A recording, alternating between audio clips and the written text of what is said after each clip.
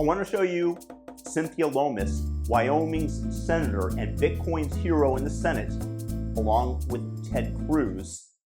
She's kind of the anti-Elizabeth Warren, and she broke down Bitcoin mining and the energy used for it against a shill from the Centralized Planning Committee. This question is for Mr. Altenberg.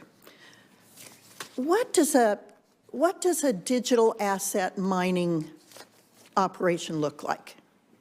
I mean, are there shovels digging in the ground? What does it look like? It depends where at the location, though. The mining sites that are being placed at our fracked gas wells, they're essentially semi-trailers that have methane gas-powered generators that are plugged into the well and big shipping containers full of racks of Bitcoin miners. Okay, and a Bitcoin miner is actually a computer.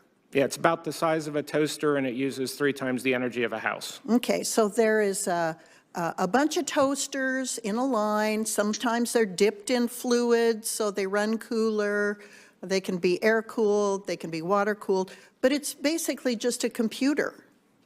Yes. So is that computer that's mining Bitcoin directly emitting pollutants? No, it's energy source. It's electric source is what's emitting. Okay. So now let's take an EV charging station. If that EV charging station is powered by electricity from natural gas or coal, shouldn't it also have the same monitoring that is being requested by this bill? I think the issue is looking at how efficiency is measured. It's all sources of electricity, whether it's the lights or the speaker system here, are going to use electricity and produce a certain amount of work for that electricity. The issue with Bitcoin and proof of work cryptocurrency is the work that we are doing is not actually necessary to have cryptocurrency or to have blockchain technology. Okay, let's talk about gold. Where does gold come from? It's mined. It's mined, okay. Is energy expended in producing gold? Yes. Okay. Is gold absolutely essential? For certain technologies, it is. Is it Congress's job to decide whether an energy use is worthwhile or not? I mean, surely you've heard that Bitcoin is digital gold because it is limited to 21 million Bitcoin ever to be mined. It is permissionless, which means you don't have to rely on a third party, a trusted third party, to do transactions in it or to hold it. It is a store of value, and that is commonly agreed to. Okay, so you've got gold, it's a store of value. You've got Bitcoin, it's a store of value. They both consume energy to produce. Now, is it Congress's role to say gold is a more worthwhile use of energy than Bitcoin? There is a long history of that very thing. We have energy efficiency standards for appliances. We've got CAFE standards for vehicles. And for most air pollution, for most new air pollution sources, there's legal requirements that before they operate, they install the best available technology to reduce the pollution. So we do make those decisions every day.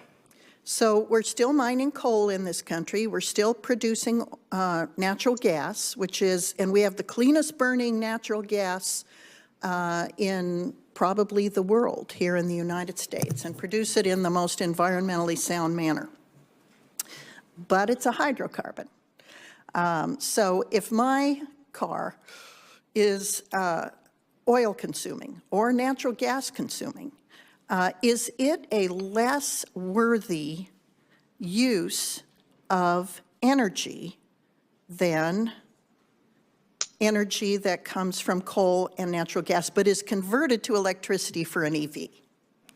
Well, there are, for using vehicles, our entire transportation network requires a certain amount of energy, and there are economic benefits that we get from that transportation network.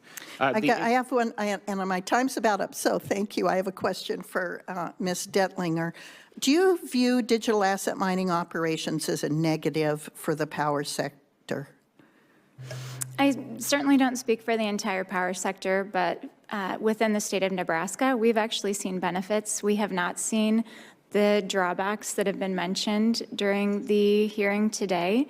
And most of those have just been managed locally, whether by the municipality, by the county, or by the Nebraska Department of Environment and Energy. If you have a natural gas well and you're venting the natural gas because that well is not hooked up to a gathering line, is it better to vent it into the atmosphere, or is it better to use the energy to produce something of value? In my opinion, it's much better to actually use the energy and produce something of value. Thank you, Mr. Chairman. I yield back. Thank you so much. Well, she does an excellent job. And you'll note that the central planners, they always know what is best. More than the free market, all these individualized points of energy and thought that are working in a united way to bring about what ultimately is the best outcome for society based on what they desire. The centralized planning always know what is best for us. To approximate a tweet that I saw from Max Gilardi, if you plug in your electric vehicle, it becomes a zero emissions car despite getting the energy from unclean sources. If you plug in a Bitcoin mining operation, it becomes a climate catastrophe. The only difference between these two examples is how much money special interest groups are paying politicians. This is how the moralization of energy usage works. Bitcoin is out of state control. It is decentralized with thousands, if not hundreds of thousands of nodes keeping the ledger, with thousands of individual mining operations from a single computer to a whole Bitcoin farm. And anything with proof of stake is controllable by the state. I only merely need to point a gun at Joe Lubin or Vitalik Buterin's head to get them to change the Ethereum protocol to what I, as the person in charge of the army, desires them to do. With Bitcoin, you can't do that because it is fully decentralized. And to say that there are more efficient ways, energy-wise, to achieve the same blockchain objectives is a lie, because the purpose of the Bitcoin is to have an incorruptible ledger with a defense system, and all of the electricity that is used in proof of work, it protects your wealth and private property as kept track of by the Bitcoin ledger versus the mighty expense and energy usage for a massive military apparatus to do the same. And that doesn't mean that we still don't need the military. We absolutely do. But the whole reason to invade, to steal another's gold, to steal their private property, to control them is alleviated with this decentralized ledger. And that's what these central planners don't understand, or maybe they do understand it and they're just bad actors that want the state to control everything. And frankly, like you guys, I don't have a lot of trust in the state today.